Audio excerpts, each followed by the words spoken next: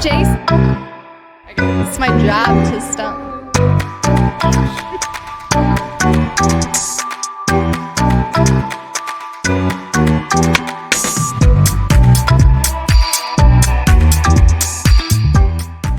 Hey everybody, this is Carrie Hoffmeister with Carry On Abundant TV, and I am so excited to have with me Zane and Donna King. Guys, thanks so much for chatting with me today.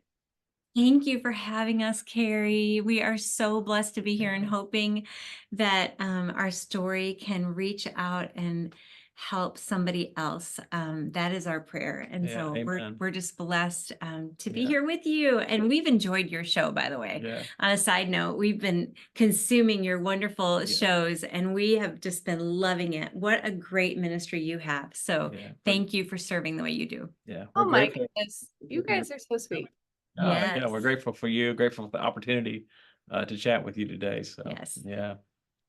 They are seriously the sweetest. I've only talked to them for about 10 minutes and I'm like, can we be best friends?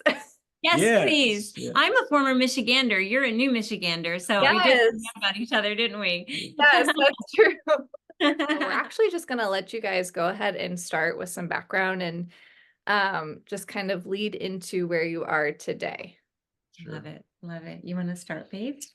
Well, we'll start by telling you that we have a big family, and Yes. and I have a little story I often tell that you got to be careful what you pray for. I grew up an only child. You guys talked about Michigan. I grew up in Arkansas On a pig trail. Well, I mean, he didn't live on the actual pig trail, but the house was. I don't know. It might have been a pig trail. Yeah, it might have been.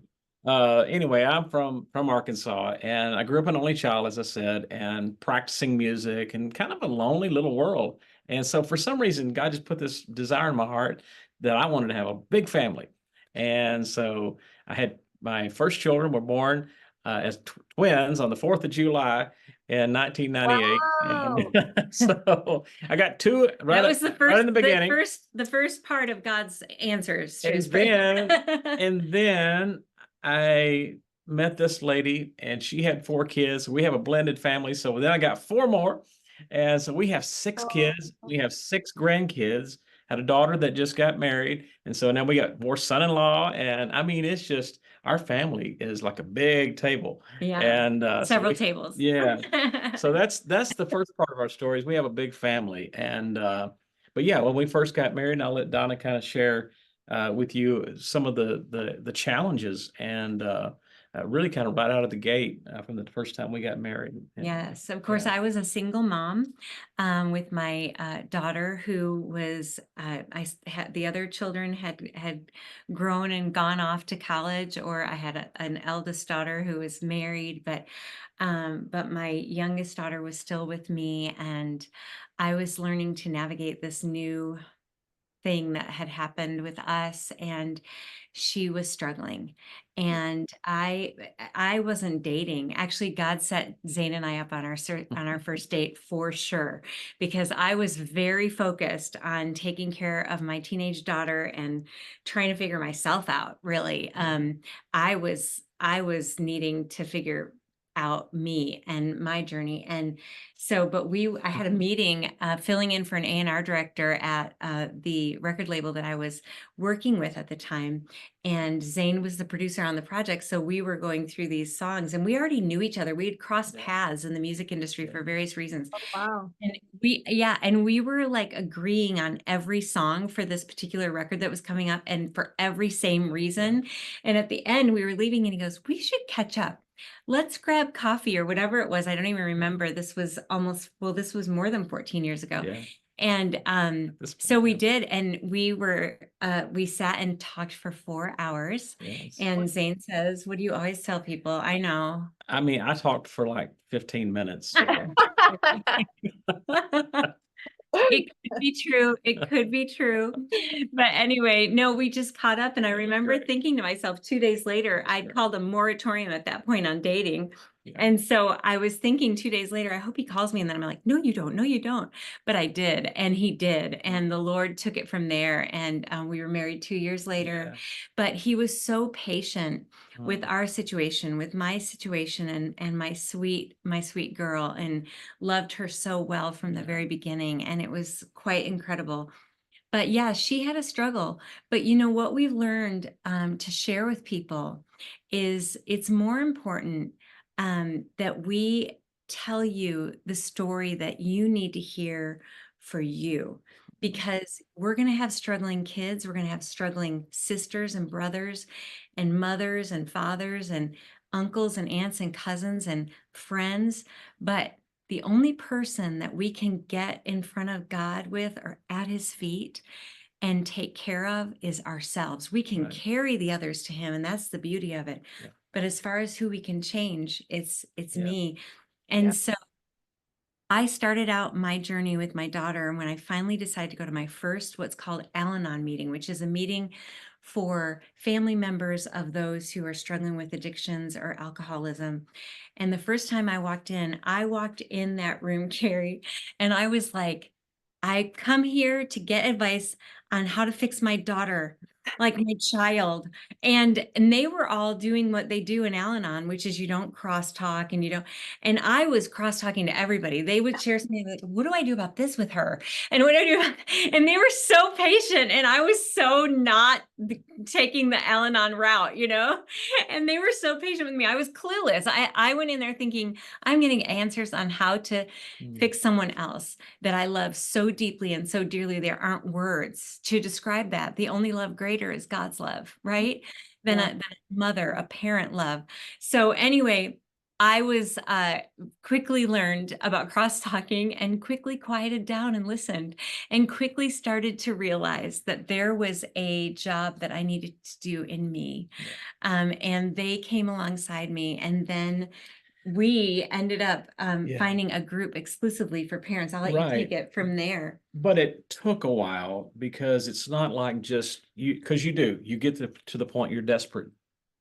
You're so desperate to know what you can do to fix the situation, to change the situation. You would do anything. You come to that point with your kids, and Donna often describes it like for a mother when their kids is running out towards a street. I mean, your initial reaction is just to run to get them out of the street, out of harm's way, and that's what's happening with addiction and alcoholism. And you see the danger, and you want to control that danger and take it away, and through time we learned that is so difficult, and if you're not careful, you actually enable the Mm. behavior that it only gets worse. And 100%. so we married, and so while she's beginning to attend those meetings and we're beginning to kind of walk this daily in our lives, and some really hard roads, I'm kind of just at that point where like, hmm, seem like just make better choices and just do, Like, can't they just stop it? just stop it, and Easy. I mean, and I was actually, I think 40 something years old, and I had never really, yeah, I had known alcoholics and people that had been addicted to drugs and things like that, but it didn't really come home to me. And I just thought kind of the common knowledge of just like, well, just don't do that, and everything will be okay. And what we learned early is that addiction and alcoholism, when it's in a family, and Mm. that's like always, it is a family disease. And then Yes. when we begin to hear those words, family disease, now we knew we were a family, but what does that mean? It's a disease. And then we begin to learn about what it means. There's things that happen in physically and mentally, emotionally, and all of those kinds of things. And so it's not like we've stopped immediately saying, okay, you don't know how to fix our kids, so we're gonna figure That's this out right. somewhere else. Perfect. Thank you for And they taught telling us that this thing that said, story. keep coming back. It works if you work it. Yeah. We're like, what work it? What does that mean? Keep coming back. Well, keep coming back. Okay, I'll do that. But what does it mean to work it? And then we'll fast forward here just a tad because my son, he was very young and began to exhibit some very bad behavior. And we were like, again, thinking, okay, he's just kind of went off the rails a little bit, and we'll fix that, and he'll get back on and be fine. Yeah. It was not the case. I mean, one sober house after another, and through his teenage life, it just was really hard roads. And but together. So I love to tell this part of the story, Carrie, because look what God was doing. Mm. And we were back there in that room listening to music for that record and that business we were doing. And then went to the restaurant, we talked for 4 hours, and look what God was doing, putting me in her life. And then at the same time, this challenge lay ahead for my family, my son. And I just see it today as I look back on all that, is just God was caring for my family and and moving pieces of the puzzle around that only today was it's a miracle that he did that. Yeah. And I am so thankful for it. So yeah, that's the beginning of the of our story, beginning of the family dynamics that we were dealing with in those early years, Yeah. and And beginning to learn how to navigate some of it. exactly. And to fill in kind of the couple things, one thing is this, and I want to say this to those that are watching today. I think it's so important for you to know that if you're going through this, we understand your loneliness. Mm, You know, when a child is diagnosed with cancer or type 1 diabetes or some struggle, like, and you're as a parent, you're heartbroken and you're scared and you don't know what to do, like people show up at your door with casseroles. yeah, You know, this is the no casserole struggle. Your yeah, children walking through alcoholism or addiction. Nobody shows up at your door with a casserole and you feel alone. And mm, that's why finding this community was so pinnacle for yeah, us. But we will tell you, and Zane has made it, he's got such a great point that there was so much in between time where we had so much to learn. And just like our kids going through growing and learning and then relapsing and struggling or hitting a rock bottom or hitting more than one rock bottom, mm, we did too with our journey on how to navigate ourselves and how to react to them in it. And so I have to tell you, we are both songwriters. We do our own music as well. And you know, life, I think you had shared this. You and I had talked about this, how this was so it's so paralyzing, right? mm, When you're yeah, going through trouble with your yeah. family that and your kids especially that you love, it's so paralyzing that you stop wanting to go. And I want you to share that because you put it perfectly, like I stopped with all of Well, this. I the stop. right, and so it is really the second part of, once we began down this road, Carrie, and our kids were out of control, and things were just we didn't know what to do. And this was not just months, I mean, this was over periods Years. of years. And but we began to notice that, hey, I don't want to go out to eat. I don't want to exercise. I I will do my work, but I'll just do whatever minimum that I need to do. Not And sleeping well. so we understand what it means to really what we call to hit our rock bottom. And so what we're going to continue to share here with you, and I'll kick it back to you because we're obviously doing a lot of talking here, but I I know that we had to find a way to get on the path to peace and begin to understand that we could take something back. And it's just such a critical point. And I know people today listening, there are probably many out there that are know what we're talking about. Mhm. And now they know that, yes, I wake up, I don't have anything else on my mind, and I can't I just this is just consuming me, and and it's lonely. And even if you have a spouse that you're walking through with it, I mean, it's just so very difficult. Yeah. And if I can tell now, I don't want to. I know we're like, hi everybody. I'm just talking about sharing. But if you have a question or you want to, interject at any point, please do. But I was just thinking of a part of the story that was such a turning point for me. Um, my daughter had gone missing, and it was heart-wrecking. I was scared. And normally, what I would have done in the past, in the past we're phone tracking, we're location searching, we're doing all the things. But normally I would have been 24/7. We might have brought lunch boxes into the car and driven for hours a day and night. But we were learning to create some space, first of all, to give our beautiful children the dignity of their own recovery. That's This good. is one of the pinnacle things. Like, it's hard to understand that they deserve that, and they deserve that space as much as we deserve our peace and our learning how to navigate life amidst a difficult thing, being able to hold joy and that angst in the same Yeah. set of hands, In the and being same able to hour. in Yeah. the same hour, and being able to give that to Jesus, like, on the repeat, right? And so one day I had a songwriting appointment. She had been missing. Zane had a meeting, and he decided to drive by one spot on the way, which was totally okay. You can pick and choose what you feel that you have prayed over and is enough to do, but not too much. You know what I mean? And he drove by, and he saw what he believed was her car. But instead of stopping everything, he headed to his meeting, and I finished my co-write, which was kind of miraculous, Carrie, Yeah. because normally to know where she might be and having had her been missing for days, I just wanted to get in the car and go. But God said, wait.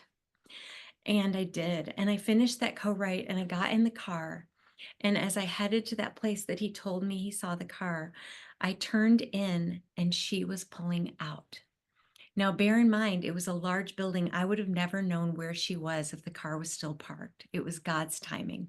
Mhm. And when she saw me and I saw her, she jumped out of the car and ran toward the window and banged on it like she was upset that I had found her once again, you know. And she acted that way and probably felt that for a second. And then she dissolved, and her hands ran down the window and her tears ran down her face. And she said, Mama, take me out of here. Mm. And it was, I believe, although she had more rock bottoms to face in her future, I believe it was the turning point. But Carrie, if I hadn't allowed her the dignity of her own journey and her own recovery, she may not have found that. But I tell you that story not to tell her story, because so much of our children's story, you'll learn that we don't tell tons of details because it's their story to tell.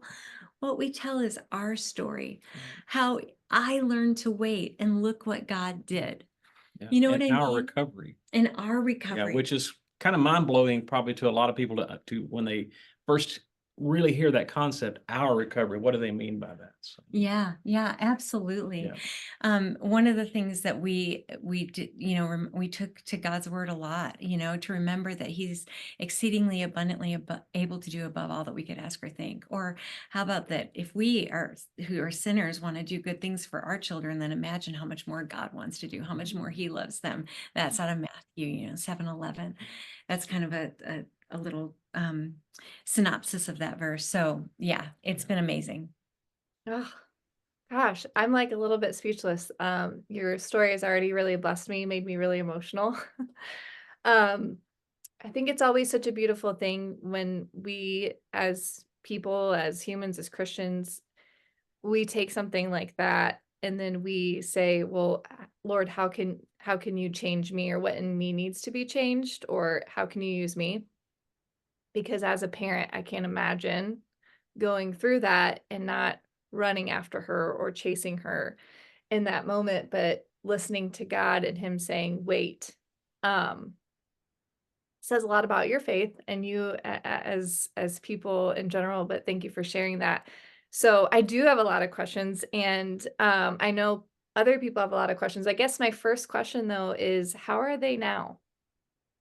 That's a great question. It is a great question. Good. Really And good. we often tell this part of it. We'll say, first of all, it's one day at a time. Mhm, Today, all of our children are reasonably okay.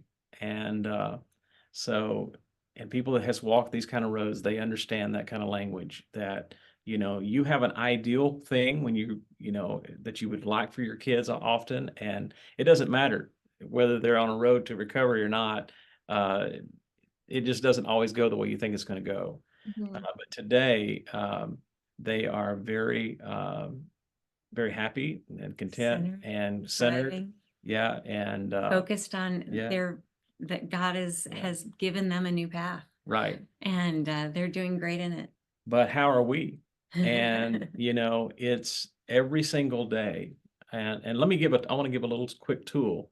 Uh, I learned something very early on called the Serenity Prayer, and I began to recite that daily, and it would kind of help me a little bit. And then I began to really understand it. It's simply, God grant me the serenity to accept the things that I cannot change, the courage to change the things that I can, and the wisdom to know the difference.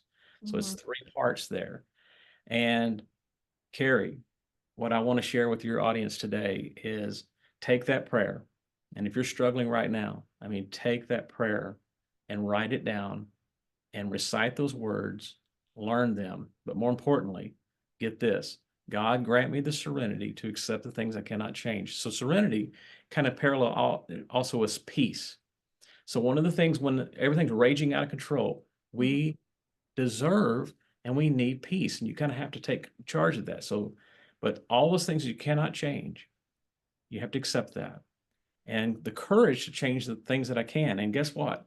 What we discovered was we couldn't change our kids.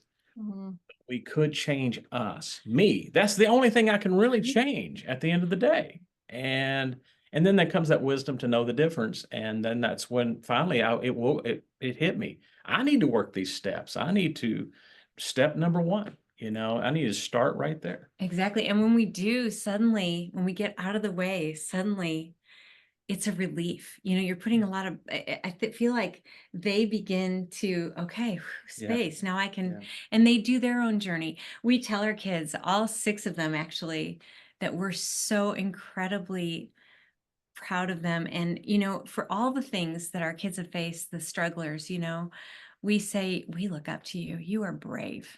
You are courageous.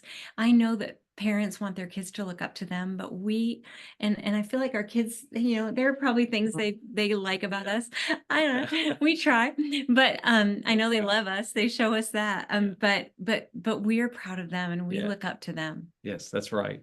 And so I would encourage, if someone feels that they're relating to what we've gone through in our life and our journey, then those really first fundamental steps: find community, and Mhm. then secondly, be willing to begin to walk and work those steps yourself, and begin to grab hold of those tools that are available to you.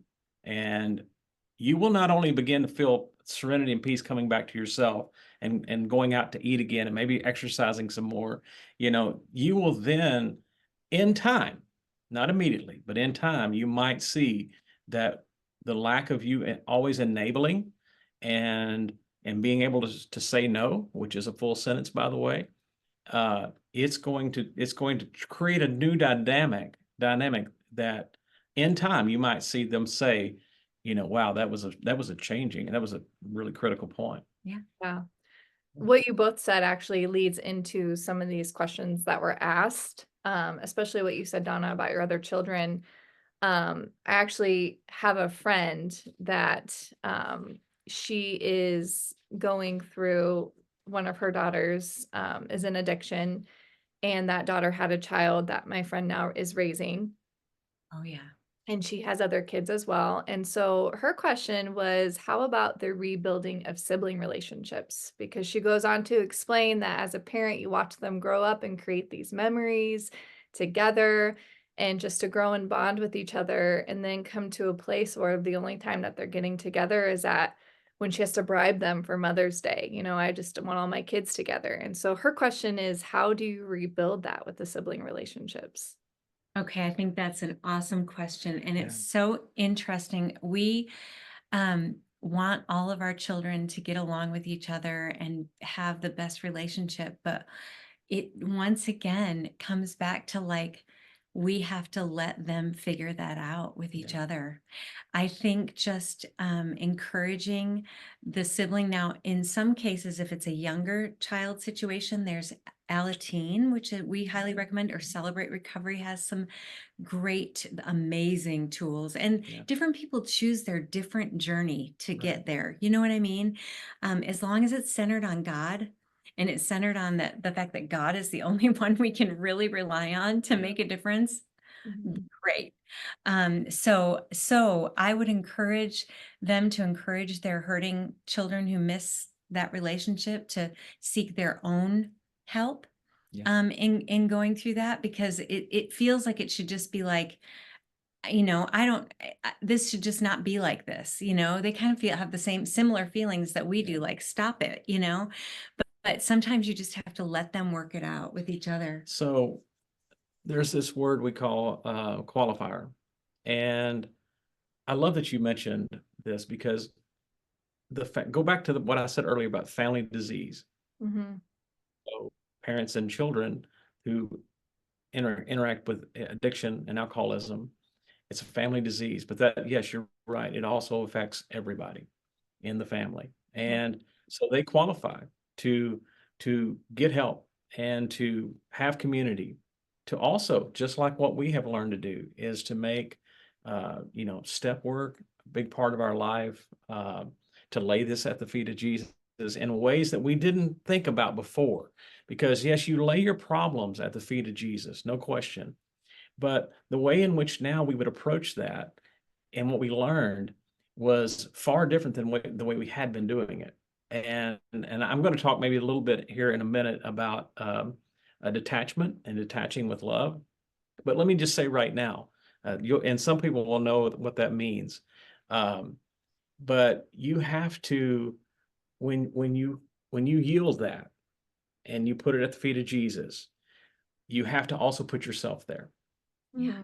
And you can't, when you get up from that, you can't also take it back with you. You have That's to right. leave it there and leave yourself. That's right. And I was actually thinking about how for siblings, it's really hard because they get angry, not just at what Mm, has happened with their sibling relationship, but sometimes they get angry for smart. their parents Mhm. who have to go through stuff that That's they right. should have never had to go through, or they feel like they shouldn't have.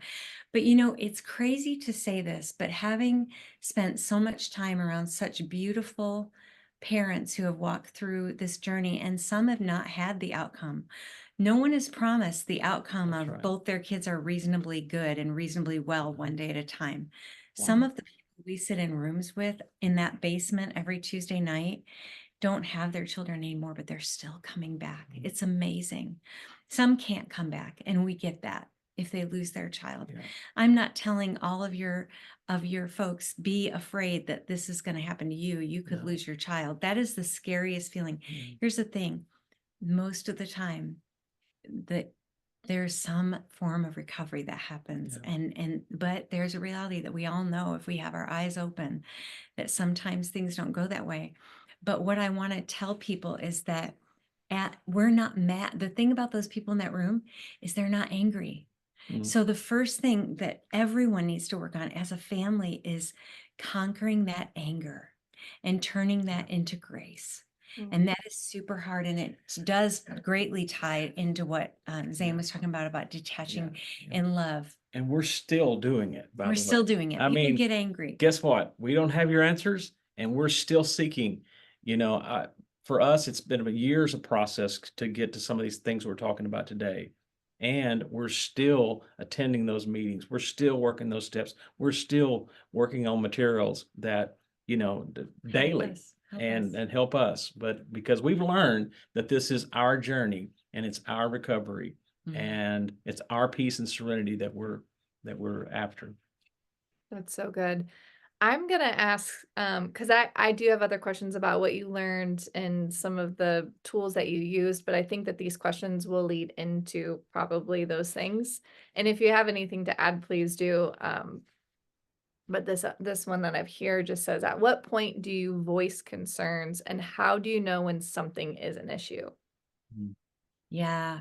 You usually do see signs um, in a struggler, you'll find out that they've not been telling the truth about something. You'll find some evidence of some drugs or alcohol somewhere. You'll know. Yeah. And the thing about it is that, you know, I think from the time our kids we're all born with a rebellious spirit, with a rebellious spirit, right? And so from the we know when our toddler, they have a look on their face when Right. they went into the wrong cupboard Yeah, and we're got born with the the need for Jesus, right? yeah, Yes. we are born with a need for Jesus. Yes, Oh my we word, are. that might be a song. I think I just started writing a song just now. But we are. But what I wanted to encourage people in is that, you'll know, but also, kind of setting boundaries when you start noticing things without saying you're doing Yeah. blah, blah, blah, but just saying, we're not gonna go there tonight. And that's Yes. just what it is. But again, equipping yourself to have those answers because you're learning yourself how to react and respond is key. Yeah. And let me say this. First of all, they're beginning to go down a road where addiction and alcoholism is going to be present in their life, they're not going to be able to hide it. And whatever you do find out, whatever information you're gathering from, seeing it on a cell phone or a friend or hearing or finding something, it's a lot worse than that. Well, true. And that is Yeah. for the addict or the Yeah. alcoholic. But bearing There's in so mind much that more information about it. sometimes, children can test the waters as teenagers Mhm. and never fall into addiction or Oh, for alcoholism. sure. So Yeah. if you're Hopefully by far and away, in by fact. far and away. So Yeah. if somebody's watching and they're Yeah. like, I just found out my kid was drinking on Friday Yeah. night and I'm mortified. You Yeah. can set some boundaries. You can do what you need to do as a family and Right. pray as you need to pray. But also, don't decide that's absolutely Yeah. that, but just begin to equip Yeah. yourself slowly but surely for how you do need to respond Right. to the struggles that your kid will face, Yeah. because it's going to help them, and it's going to, once again, coming back, Well, it's going to help you, which helping you helps yeah. them. And that's the good news, that even if you're a parent right now and you got little kids running around the house, and you're hearing a talk like this, it's kind of scary, and you get a little fearful. What would I do if that began to happen? Again, if you will see those signs become obvious at some point, if there's a real problem and the disease of this, what we've talked about, is happening. And the good news, though, is you're going to have a lot of tools. And as you can see today, we have walked this road. We know how hard it is and how difficult it is and how impossible it seems that anything's ever going to turn out good again. Mm. And we have gotten to the other side of that. Mhm. I would tell you, though, that we don't treat it as if it's done. We just treat it as one day at a time. And we're thankful today that God, for this moment, has arrested, this kind of thing in our kids' life. And we're thankful that for our journey, that we are in a better place, that no matter what would happen tomorrow, or next month or next year, we know we have better tools now to be able to navigate those waters. Because our addiction can be being addicted to fixing somebody else, and that's not healthy. Yeah. And so that's kind of a question I have, is like, what are some tools or even just conversations, I guess, you can have with your kids before it even becomes an issue? How can you kind of maybe, I guess, prevent in a way of bringing awareness without bringing awareness, if that makes sense? That is such a great question. I think, having a great, having a, who has a great dialogue with their kids on the daily? I mean, I don't, it's not, let's be Especially real when they're here. teenagers. Yeah, maybe it's being able to have some car conversations about how was your day? Mhm. What are you experiencing around you? And then if you say, man, if you ask your child to tell you something about their life and things they're experiencing, it helps for you to tell them something that you're experiencing. Yeah. Vulnerability with your child is important. We're as human as they are. Yeah. And we're as deeply flawed as humans as every other human, but as equally able to be healed and taught and molded by the Lord as anyone else as well. So, like, I think if you were to just kind of chat about, like, man, I've been Mhm. seeing a lot of this. What is your experience? I love learning from you, and kind of try to open up the conversation. Yeah. But Carrie, let me take a part B to your question, I love it. because this is very important in being able to understand those early days of when behavior may be going off the rails and things of that nature, identifying things that you can jump in and help with. But what we know is by this point is that we got to be careful, because one thing, we can just enable the heck out of everything, and it just goes. We start doing this, trying that, and we only end up making that worse. The second part of the question, though, that I would love to talk about is for those parents that they're already way down the road, and yet they have no peace, they have no place that they really understand what to do. We have this thing called news, weather, and sports. Really I good, love it. yeah, really good friend of ours. Yes, I remember that. So, and this is going to sound a little odd. I mean, we're going to admit that some of the things we have to tell you, you're probably going to have to really think about it. I like it. I'm not sure that makes sense. But when you get to a point when those conversations are just not happening, They're raw. they're It's not raw, working. it's not working, and I mean, it's all breaking It's loose, just right? this instead of this with your kid. So we learned that when we did this with our kids, and we've seen others that have done this, that we just keep those conversations when we're together about news, about weather, and about sports. Meaning that we're going to talk about everything else but the elephant in the room. That's right. And we're going to begin to dialogue again. We're going to begin to talk and live life together. I And we're not love always that. going to talk about the obvious things. That's right. That's right. But as a parent, that's so difficult to do, because you just want to go into the road and rescue them from the danger Pull them back. and pull them back. But what you will learn with this little tool is that connection that begins to grow. And I guarantee you, they'll walk away from the first time that you do that, and they'll go like, that was different. And What in the world? I figured they want to grill me on everything that I've been doing. And but no, keep it about news, weather, and sports. Yep. And I want your folks to remember that. That's so One of good. the- Is how do you voice your concerns without being demeaning or condescending? Mm. That's a great question. So I'm going to share a scripture right now, because this was the perfect question to come in there, because I think that love Love. it works every time, but it also works when you use it, I mean, a little bit as a tool. And that's a weird way of saying it, but there's a place where you have to learn this concept of detaching. And again, we go back to that serenity prayer, accepting the things that I cannot change. And so if you put in your mind real quick that probably time and time again, I keep saying, don't do this, or I want to see this, and it's not working, then have you considered that maybe you need to detach a little bit from the situation? And maybe you need to detach, not to detach for just detachment's sake, but you have to detach with love. Yeah.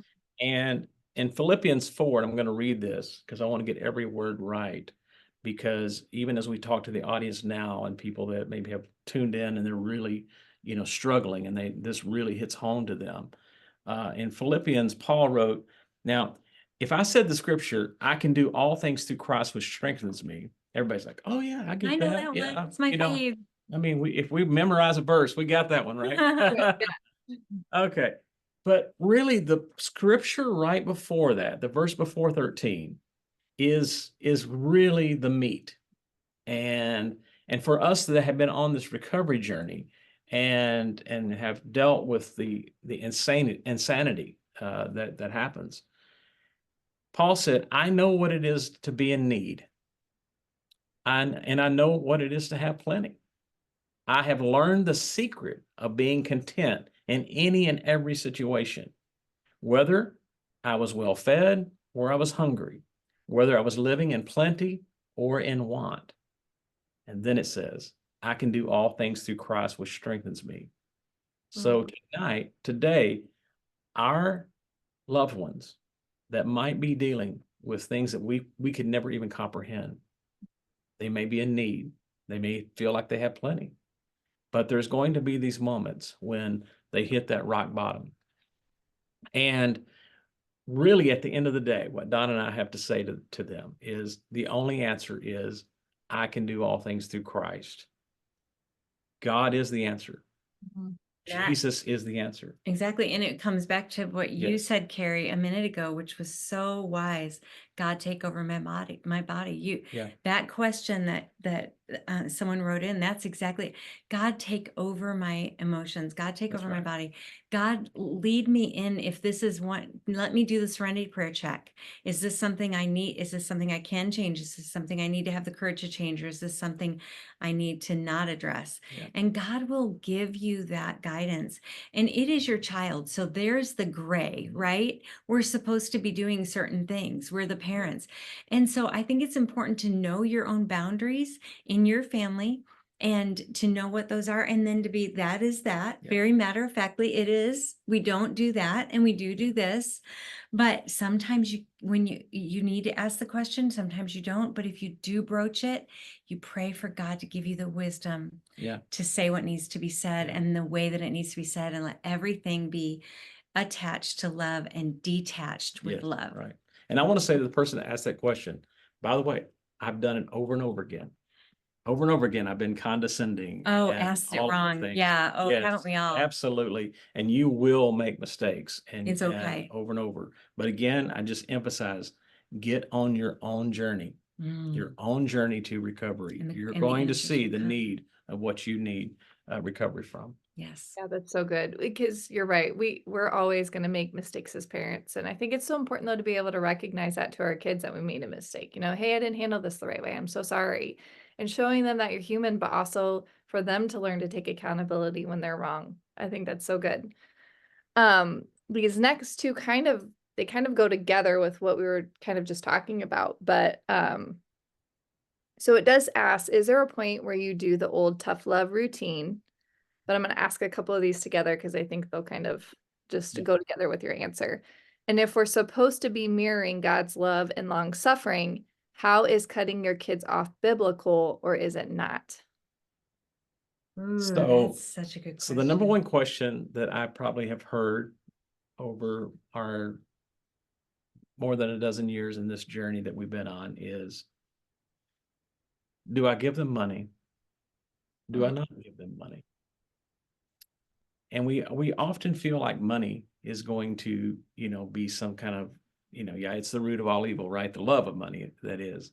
But for those parents and for the people that are on this journey, it is so hard. And when the road really gets hard, you talk about tough love, it comes to this point of, do I kick my kid out of my house if they are underage in living in the home? You know, and do I just keep tolerating the behavior because I Yeah. want to be safe?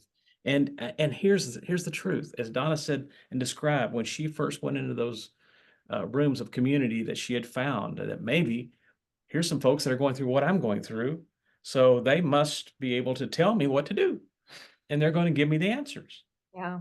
So here's the answer. I don't know whether you should give your kid money or not. I don't know whether you should kick them out of the house or not. That's not for me to decide, and quite honestly, it's gonna be hard for you to ever decide anything like that. So, it's important that, again, you do this in a biblical way. Yes, absolutely, and that's the beauty Well, of what and we've walked through is everything that we've ever learned, being a part of the church and being Christians, we've learned that the tools that we have now, they're so parallel. yeah, and the question is so great. How is kicking your child out something that, you were trying to mirror what Jesus would do, Mhm. right? That's such a great question. But sometimes, you know, there had to be moments when, you know, the actual act of love is saying no. The actual act of love is saying, this is not good for our family for you to be here. It's disrupting our family. We don't feel safe.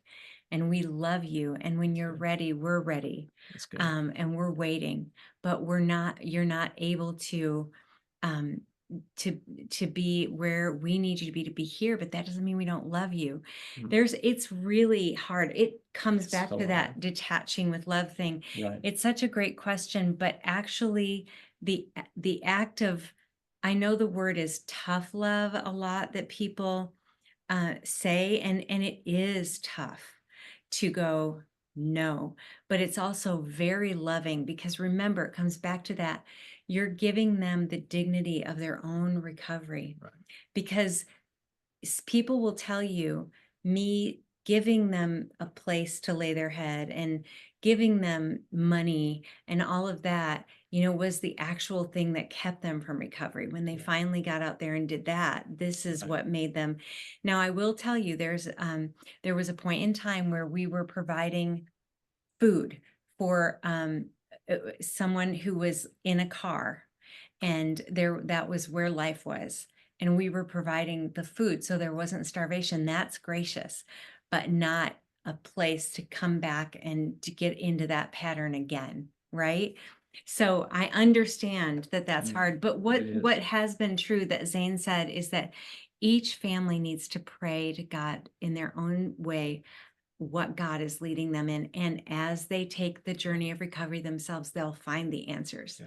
So They will. it's not a one answer kind of thing No. in No. that situation. No. The answers become clear as we grow and as we journey in our own recovery. Right. One quick thought is that, we may not be able to go with our child wherever they choose to go, but God is Yeah. with them Boy, that's good. wherever they go. That's good. And we need to remember that. Yeah. That when we don't know where they are, God does know where they are. He's never not known. And so allowing them and God the space to find each other is a beautiful thing sometimes. It's the hardest thing you'll ever do. It seems so unnatural, but it's a beautiful thing. That's so good. And that he's their child too, you know? Yes. Good. Oh, I love that. I actually have one. I don't know if this is something you guys talk about, but um it's a sense of addiction where her boys are little and she's wondering how does she talk to her boys about pornography before it becomes an issue without making it an issue by harping on it. She goes on to say in the setting that she grew up in, sexual sin was talked about exhaustively because they wanted to guard us from it so much that it almost made it enticing. Wow.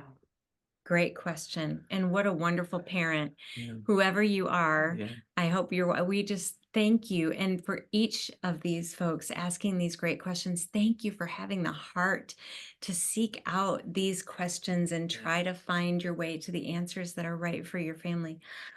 Well, Golly, it's a tough world to raise kids in. It is. It is. I mean, we all know that the devices and the things that they have access to now and the things that are happening and flashing in front of them so much more than, when Don and I were young. And I mean, we didn't have cell phones back then, right? So just these things are really challenging. There's no question. So my first recommendation would be to one, not to try to over parent. Yeah. I think that for us, once we got to a certain place in the challenging road we were on, you know, it's pretty natural to try to overparent. Like she said a minute ago, we're tracking their phones, and you're trying to predict where they're going to be, or the people that they're hanging around. You're going to try to control that, and that gets into the point where it's a vicious cycle, and if you're not careful, you begin just to overparent. But as I think about that, and you're right, we haven't talked about that a lot. But we do have grandkids now, and And One of actually, them's 15, like yeah, your daughter, yeah. And I will say this. our oldest. I will say this. This is a great point to make. We actually, in being a part of recovery groups that we are in, they have recovery groups for grandparents. Grandparents. Oh, And, wow, that's and Many yeah, of them raising, like your person who posed the question, who yeah, has your friend who's raising the child. Many of them raising their own raising their grandchildren. kids, or just they just love their grandkids, and they're on the journey with them because they understand this is a family disease, and yes. a recurring theme that I keep saying.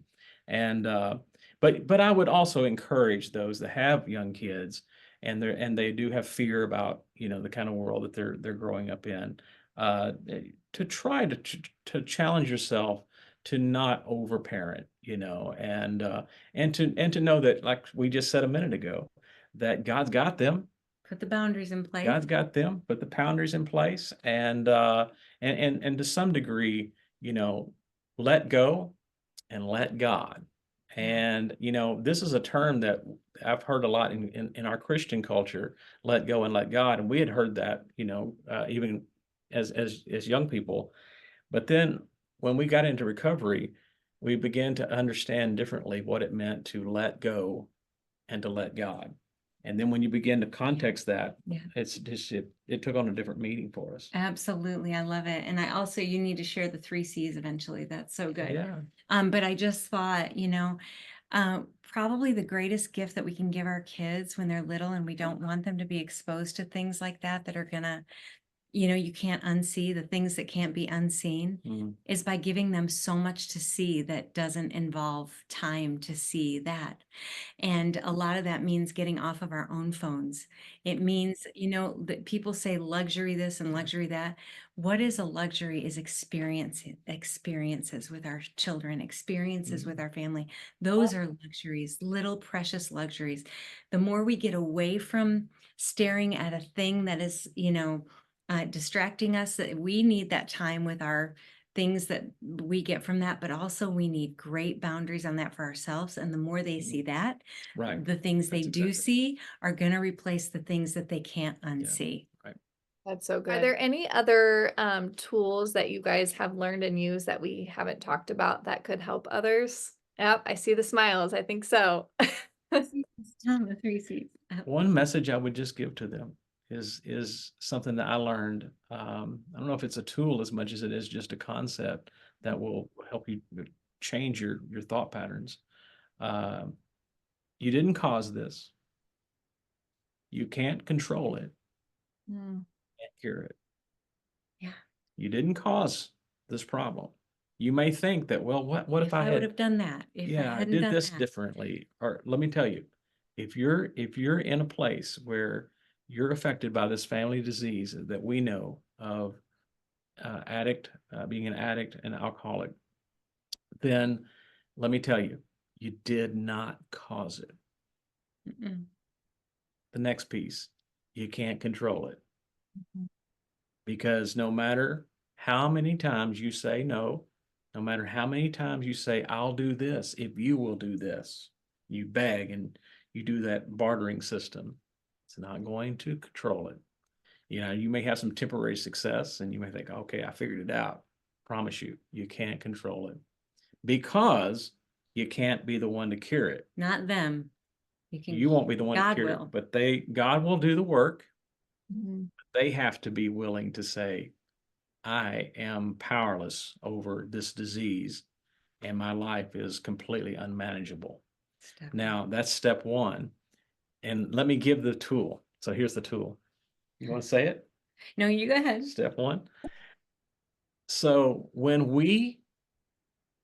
and folks, this didn't happen in the first month. We're giving you like how many years of Al-Anon in 1 hour? It feels like You're like, what has when to be? Fast-forward you version. tell the story, it feels like, oh yeah, we just almost immediately knew how to do this. We're good. We're good. And hey, I went to probably 6 years, Wow. 6 years of attending a meeting weekly, sometimes 2 and 3 meetings a week, because they're available. People are going through this, and they're all around your community. And I don't care where this broadcast is going. There's people around you that are going through what you're going through. Mhm. Yeah. And there's a community that you can find that will help you learn what we learned. But I did that for 6 years, and I didn't even think about working the steps. I didn't even get to the place I thought, "Well, do I have to do that?" And then suddenly I realized I want to work the steps myself. And then when I went through that first one, I can't I am powerless over this. Powerless. I'm like, "Yeah, I can identify with being powerless over, uh, addiction." Mhm. And I can also identify with my life has become unmanageable. My goodness, it was off the rails, out of control. And that was the start. That was the Okay. start. And maybe you need to be the one to start right there. But then you get to step 2 and it says, came to believe. And the power greater than Power greater myself than myself, God, could restore me to sanity. sanity. And that is the thing we lose when we are parents and we're scared, but Mm. we can find that again. There's so many great tools. I think that the best thing, if we could give you one to take away, it is to find a community. Since it's unlikely you're going to get a casserole at your door, Mm. find a community. Since it's hard and it feels lonely sometimes and sometimes embarrassing to tell, find a community and listen to their stories, their experiences, strength, and hope. Then so many years later, we begin to understand why we learned the phrase, keep coming back. It works if you work it.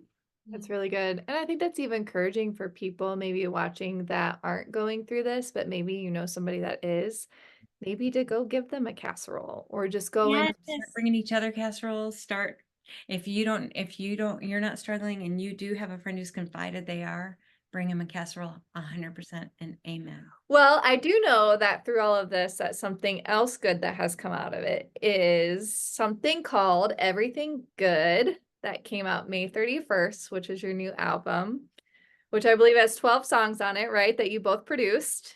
And this kind of came about with your journey of walking with your two children. Can you tell us a little bit more about this? So we have a song on there called From the Basement to the Altar.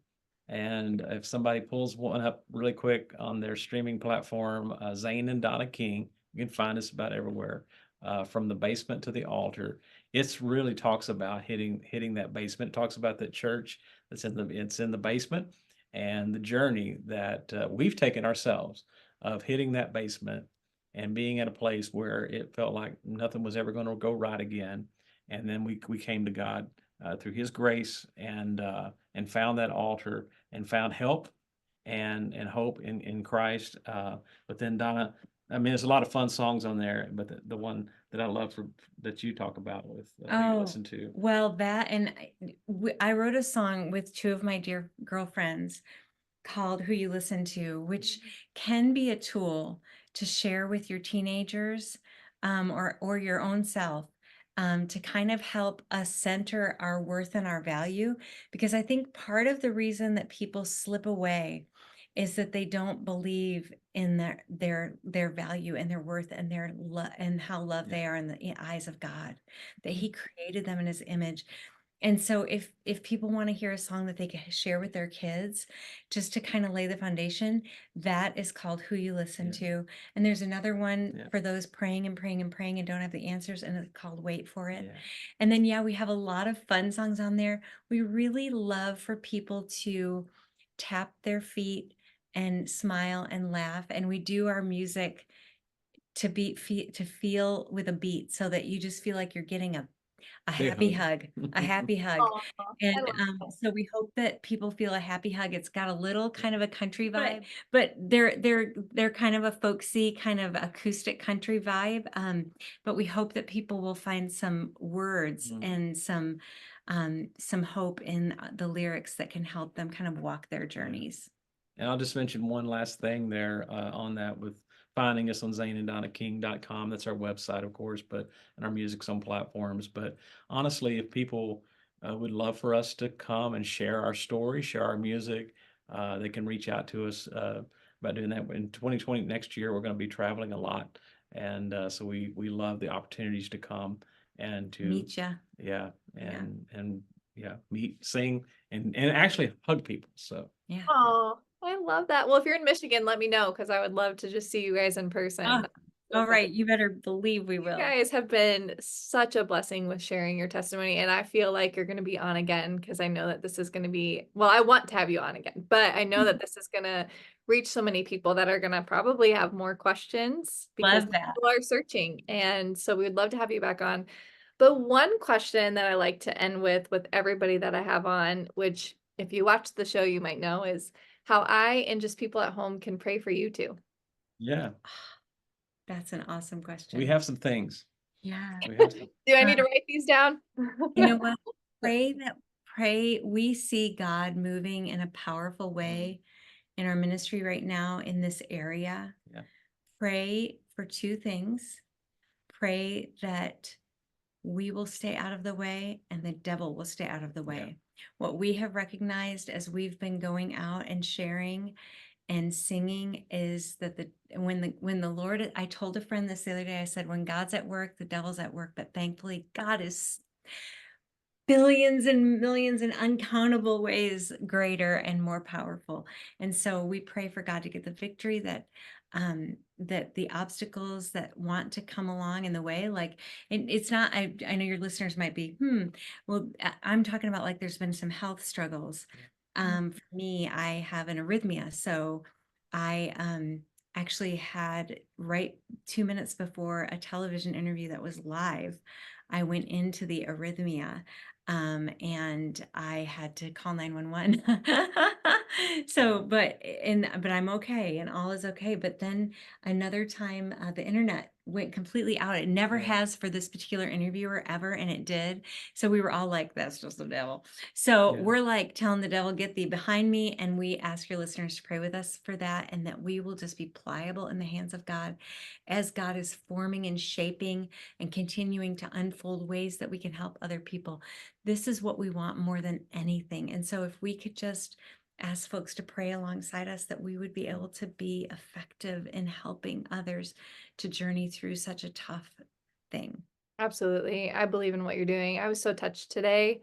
Um, and I just prayed for that and you've provided encouragement for me and I just think the world of you too and I just really appreciate you sharing your story and I just hope that people watch this and they find some encouragement as well if they're going through this or if they know somebody going through this and I would just be honored to have you guys on again in the future. So thank you so much for chatting with me. It was an honor.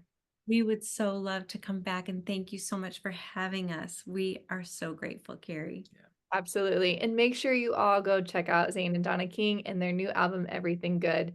And thank you so much for watching Abundant TV. And just to remember, until next time, to carry on.